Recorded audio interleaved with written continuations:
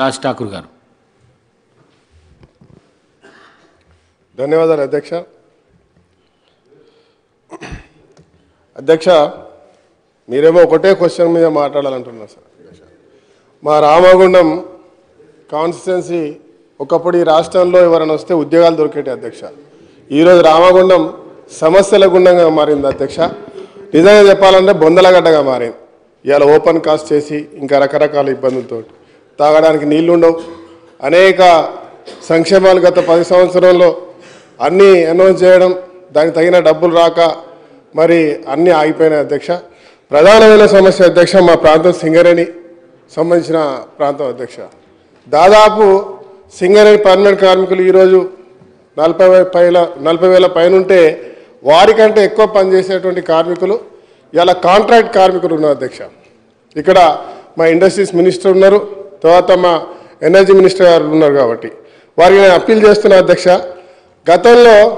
గత ప్రభుత్వం మరి అనేక మార్లు దాదాపు 2 నెలలు కంటిన్యూగా ధర్నాలు చేశారు అధ్యక్ష. మా దగ్గర కార్మికులందరూ వాళ్ళ బాధలు వర్ణాతీరం అధ్యక్ష. పొద్దున్న సాయంత్రం వరకు పనిచేయాలి, కూలి పని నుంచి మొదలు పెట్టుకుంటే ఇలా బొగ్గు తీయడంలో కూడా వాళ్ళ ప్రధాన పాత్ర ఉంది అధ్యక్ష. బొగ్గు కానీ పర్మనెంట్ కార్మికునికి ₹1,00,000 వస్తుంది అధ్యక్ష. 60,000 నుంచి మొదలవుతుంది. ఇక్కడ కాంట్రాక్ట్ కార్మికుడు పనిచేసేటువంటి వాడు 8,000, 10,000, అది కూడా పూర్తి స్థాయిలో ఉద్యోగం దొరకక కొన్నిసార్లు 6-7 కూడా వస్తలేదు అధ్యక్ష.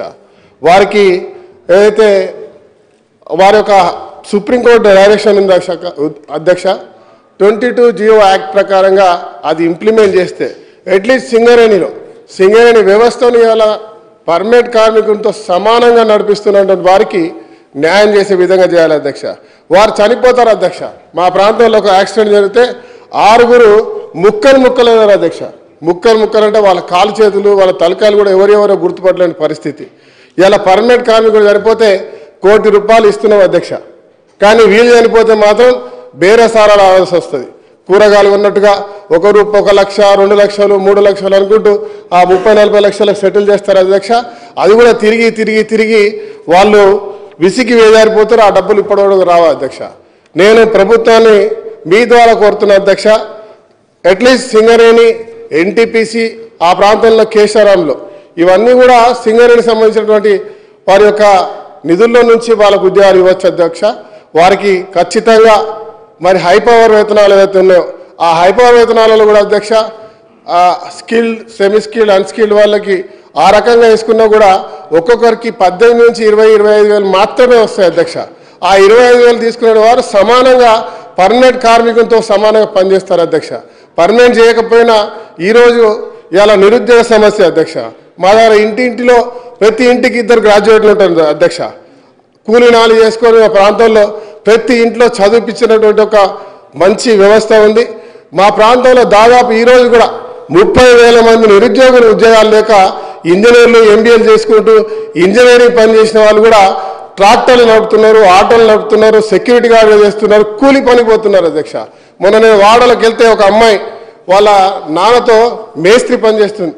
మేస్త్రి పని అంటే తట్టలు లేపుతున్నారు. ఒక అమ్మాయి ఏమో ప్లాస్టింగ్ చేస్తుంది అధ్యక్ష. చాలా దారుణం అధ్యక్ష. ఆమెను అడిగిన ఏం చదివినామా అంటే నేను ఎంబీఏ అన్నాను. వాళ్ళ కొడుకు మా తమ్ముడు ఇంజనీరింగ్ అన్నారు. మీరు ఎందుకు మరి ఈ పని చేస్తున్నారంటే తెలంగాణ వచ్చింది, తెలంగాణ వస్తే మా కుటుంబాలు బాగుపడతాయి, బంగారు కుటుంబాలు అవుతాయి, అందరికీ ఉద్యోగాలు వస్తాయని ఆశించడం. కానీ అన్న మా బతికిదైపోయింది, మా నాన్నకు తినడానికి తిండి లేదు, మా నాన్నకు పెరాలసిస్ వచ్చింది. ఇవాళ ప్రతి 10 ఇండ్లకు ఒక ప్రాంతంలో ఇవాళ ఓపెన్ కాస్ట్ నాటి ఊర్లో చేయడం వల్ల ఈరోజు ప్రతి ఒక్క 10 ఇండ్లకు ఒక పెరాలసిస్ పేషెంట్ ఉన్నాడు. ఇవాళ వాళ్ళ కుటుంబాన్ని కాపాడాలంటే మేము ఈ పని చేయాల్సి వస్తుంది అని చెప్పి వాపోతున్నారు అధ్యక్ష. ప్రత్యేకమైనటువంటి దృష్టి పెట్టి రామగుండాన్ని మరి అక్కడ ఈ యొక్క దీనిపై పూర్తి స్థాయిలో మరి ప్రభుత్వం వారి యొక్క వేతనాలు పెంచేటువంటి 22 యాక్ట్ని ఇంప్లిమెంట్ చేయాలని, అట్లీస్ట్ సింగరేణి కన్నా ఇంప్లిమెంట్ చేయాలని మీ ద్వారా కోరుతున్న అధ్యక్ష. దాంతోపాటు ఇండస్ట్రీస్ మినిస్టర్ గారు ఇక్కడే ఉన్నారు, మరి ఎనర్జీ మినిస్టర్ గారు ఉన్నారు. జెన్కో నిన్న కూడా మాట్లాడిన అధ్యక్ష, ఆడ ఖచ్చితంగా జెన్కో ద్వారా 1x800 పవర్ ప్లాంట్ కట్టించాలని చెప్పి మీతో కోరుతా ఉన్నా. మరి అదే మరి ఇంకా అనేక సమస్యలు ఉన్నాయి. మా ప్రాంతంలో తాగడానికి నీళ్ళు లేవు అధ్యక్ష. మా చుట్టూ చూస్తే గోదావరి ఉంటుంది, అక్కడ రివర్స్ పంపింగ్ వాడు మేడిగడ్డ నీళ్ళు వచ్చినాయి అధ్యక్ష.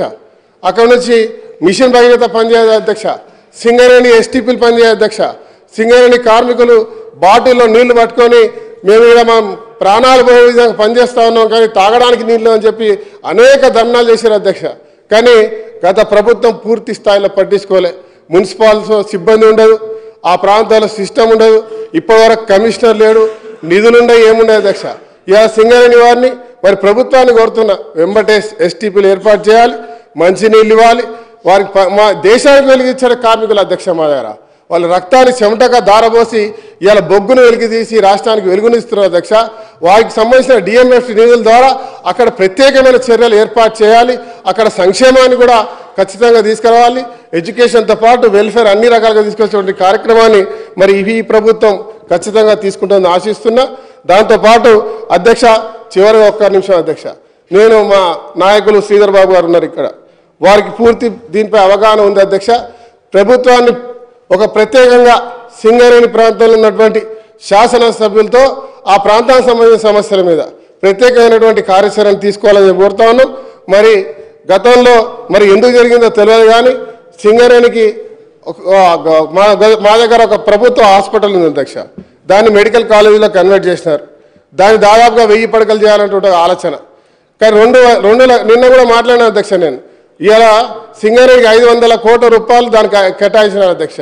దాంట్లో 280 కోట్లు మాత్రమే వచ్చింది, ఒక బిల్డింగ్ అయింది అధ్యక్ష. కానీ ఏదైతే హాస్పిటల్ మెయిన్ హాస్పిటల్ ఉందో అది హాస్పిటల్ కాకపోవడం నిజంగా బాధాకరం అధ్యక్ష.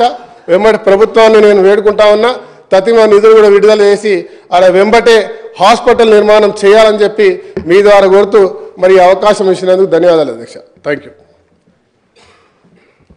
సార్. గౌరవ సభ్యులు చెప్పిన విషయాన్ని నోట్ చేసుకున్న అధ్యక్ష, ముఖ్యంగా సింగరేణికి సంబంధించిన సమస్యలు, కార్మికులకు సంబంధించిన అందరూ కూడా చాలా ముఖ్యమైన సమస్యలు. దాంతోపాటు వారు చెప్పిన డ్రింకింగ్ వాటర్ సమస్య కానీ, ఆ సింగరేణి సంస్థకి చెందిన మినరల్ ఫండ్ కూడా ఆ చుట్టుపక్కల కాన్స్టిట్యుయెన్సీ వాళ్ళకి ఇవ్వకుండా గజ్వేలు, సిద్దిపేట, సిరిసిల్ల సంబంధిత ప్రాంతాలకు ఇవ్వడం జరిగింది.